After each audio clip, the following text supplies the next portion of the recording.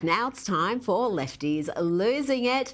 You know, we are blessed to have networks like MSNBC staffed by certifiable morons and pathological liars because they make my job just so easy. I just have to watch a few minutes and the Lefties Losing It content flows like the Mississippi in spring.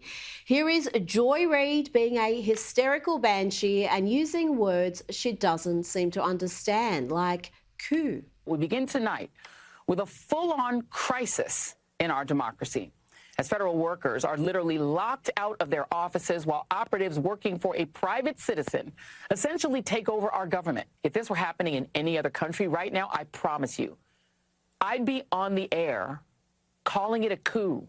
And Joy Reid, along with suffering from a severe case of stage 4 TDS, that's Trump derangement syndrome, she's also an election denier. And according to the left, that makes her a threat to democracy. They're even talking about like stealing an election.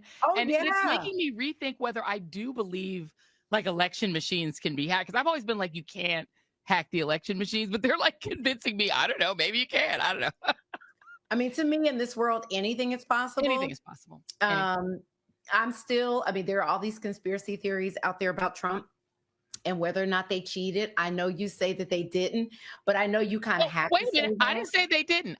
I don't know about you, but I'm shaking with fear with this dangerous democracy denial. Elon Musk, you know, somehow using his tech connections, because I don't want to say genius because we know he's not. Yeah, he ain't a genius. But those relationships or whatever, because they just seem too confident. It just doesn't add up to me with all the support that she had. And I know that for you, and because of what happened with Fox and because what you do professionally with the network, you can't say it was the machines or something like that.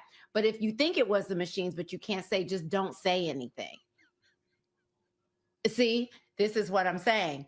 I'm not saying anything. All I'm saying is there are many ways to cheat in an election. And I don't ever put it past Republicans to cheat in elections because they've been busted too many times. Let's hear now from a couple of women who are likely to be MSNBC viewers. Why do I say that? Because they are uninformed, unhappy, and a little unhinged. I took my kids to school today and just dropped them off, and I just feel so sad, right? Like, we all knew this was coming, and then I think that yesterday was far worse than any of us could have anticipated. And I took the day off to just kind of protect my peace, and I plugged back in this morning, and it's just so bad. And here is a lady who is very forthright in her opinions, except when faced with a fairly obvious but inconvenient question. Stop abuse of power. Yes. In what regard? Well, with everything that's happening in our politics, I think it's pretty straightforward. Like with Trump? Yes. It seems that money goes a long way right now with our politicians, and that needs to stop. So would you say it was an abuse of power how they just like removed Joe Biden out the Democratic primary and installed Kamala Harris?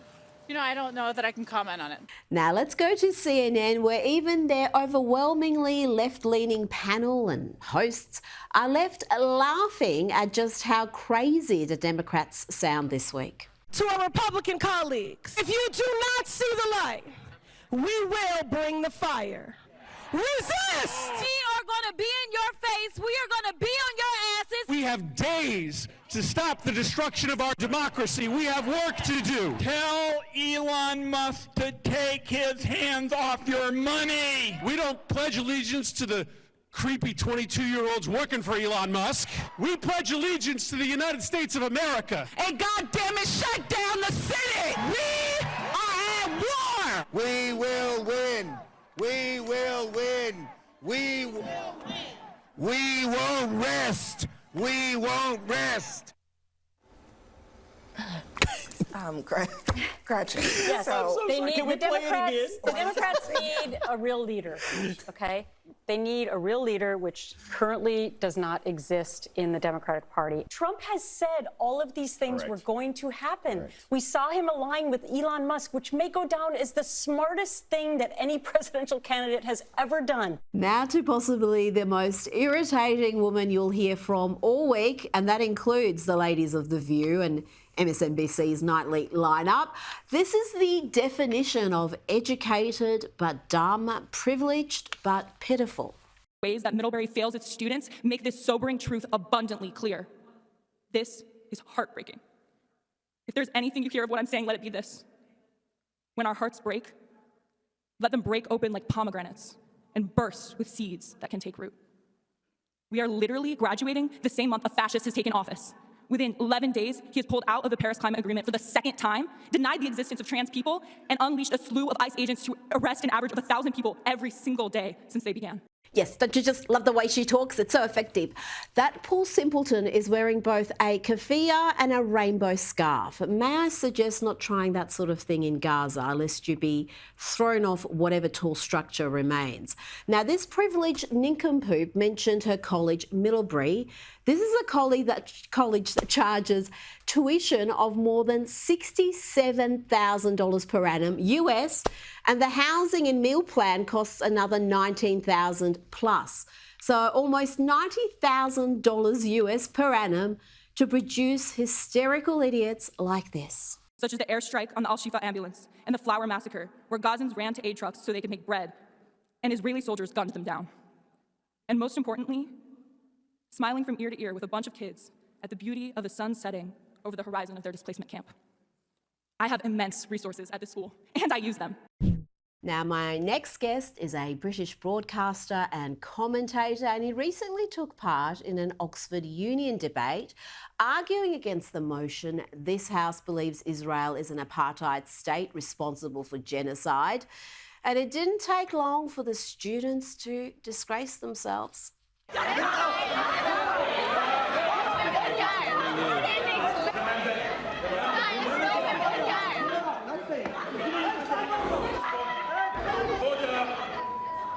I might just say that I understand there are plenty of people in this room who don't agree with us, who don't like us. But this esteemed establishment is meant to be a bastion of free speech, discussion, and debate. And this example is not any of those things. To shout like that, to abuse a speaker who is being respectful and giving you their side of an argument is not the way to achieve better knowledge or understanding of anything. That was Jonathan Sachadotti, and he joins me now. Jonathan, you're an Oxford man yourself. How shocked were you by the hostility, the intolerance you faced while arguing against that absurd motion that Israel is an apartheid state and responsible for genocide?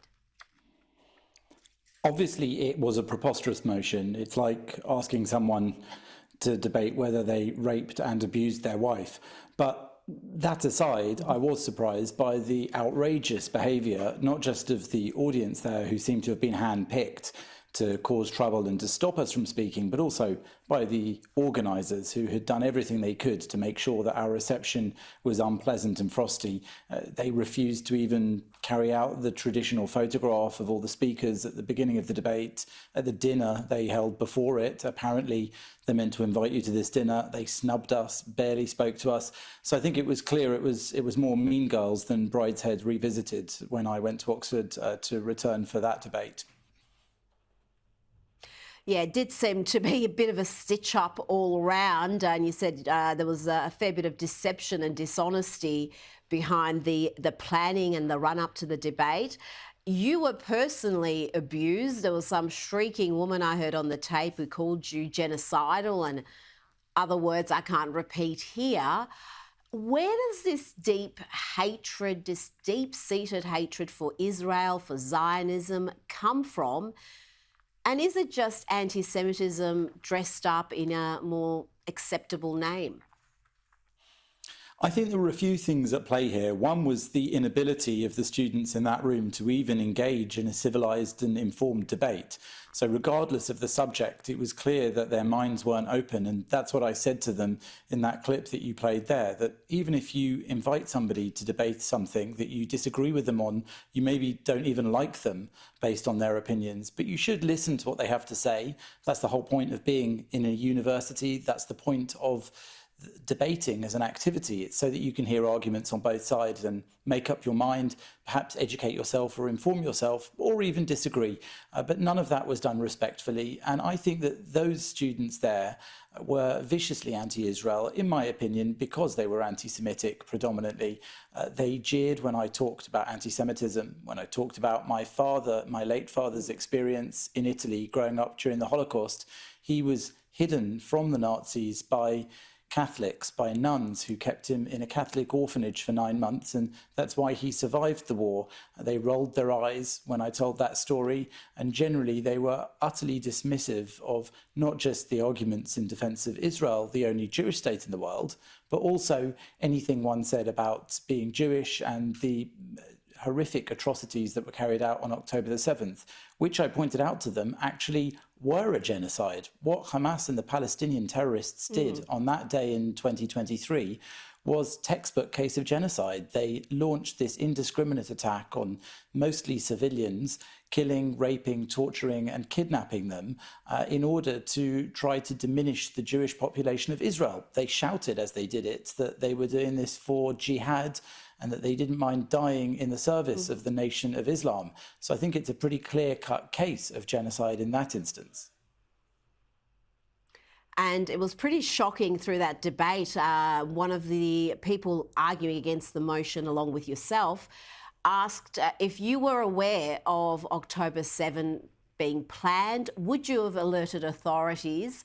And only around, I think, 5% of students put up their hand and said, yes, they would have alerted authorities, knowing full well that women were raped, children were murdered, just the absolute depravity that took place that day. Now, let's talk about what's happened in the last couple of days, the groundbreaking announcement from President Trump after his meeting with Israeli Prime Minister Benjamin Netanyahu. Explain to me why you believe this is a seismic shift that will redefine the Middle East. I wrote about this in my column in The Spectator here in the UK, and I think that this is a disruption of long-entrenched failed orthodoxies, and it was Trump unveiling a vision that dared to reimagine the Middle East in completely new ways. Along with Benjamin Netanyahu, the Israeli Prime Minister, the two of them showed that the region can break free of these decades of confusion and violence which has been perpetuated by Palestinian rejectionism.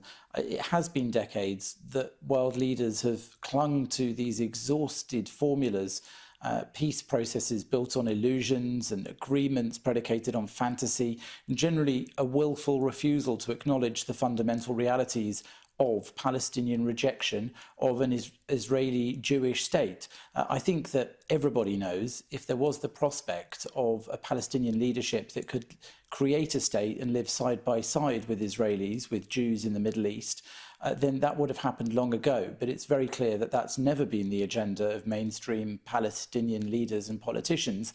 And that, of course, all came to a head on October the 7th. So I think what Donald Trump has done in expressing a desire to permanently change that situation in Gaza, and indeed in rejecting the very concept of a two-state fantasy, is entirely valid. And I think that the rest of the world's got to catch up with his thinking on this one.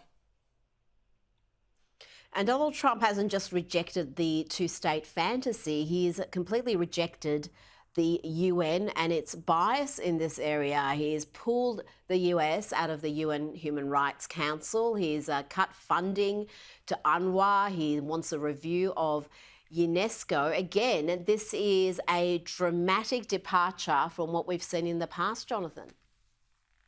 That's right. He used another executive order to give this forceful rejection of those long-standing UN biases against Israel. He removed the financial and diplomatic support from institutions that have systematically worked against Israel's legitimacy on the world stage. And the UN really has been doing that. The UN has been effectively bolstering and supporting terrorism among the Palestinians. So he cut all US funding to UNRWA, citing its infiltration by designated terrorist groups. We've seen those links with Hamas. We've seen that it's been corrupt corrupted by Hamas and other groups from October the 7th and beyond. And he also made sure that the US withdrew from the Human Rights Council, which Israel has now done as well, because that council seems obsessed with persecuting Israel. It has a permanent agenda item, which is to attack Israel. No other state in the entire world has that status, only Israel. So it's blindingly obvious to anyone that looks at it that this is a UN body which is designed not to protect human rights, but actually to attack Israel as some sort of human rights abuser, worse than any other state on the entire planet. It's quite ridiculous. And I think that Trump has done an amazing thing in signaling to the world that, you know, the leader of the free world, that America, at least under his leadership, is not going to put up any longer with that kind of UN activity. Even the UNESCO, which is meant to look after culture, has been actively working against Israel by trying to disassociate Jewish Israeli history from places like the Temple Mount and the Western Wall. Jonathan Sacerdote, thank you so much for your time this evening. Thank you.